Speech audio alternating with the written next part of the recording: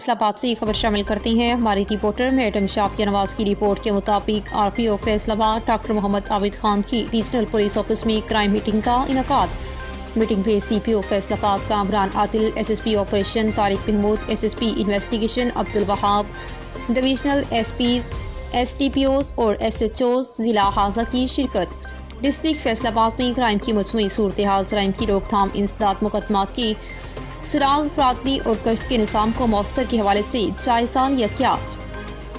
ڈاکو ناکے کو ناکام بنانے کے لیے پولیس کا عملہ انٹیلیجنس معلومات اور ہاٹ اسپاٹ کی نگرانی کرتے ہوئے ناکام بنائے۔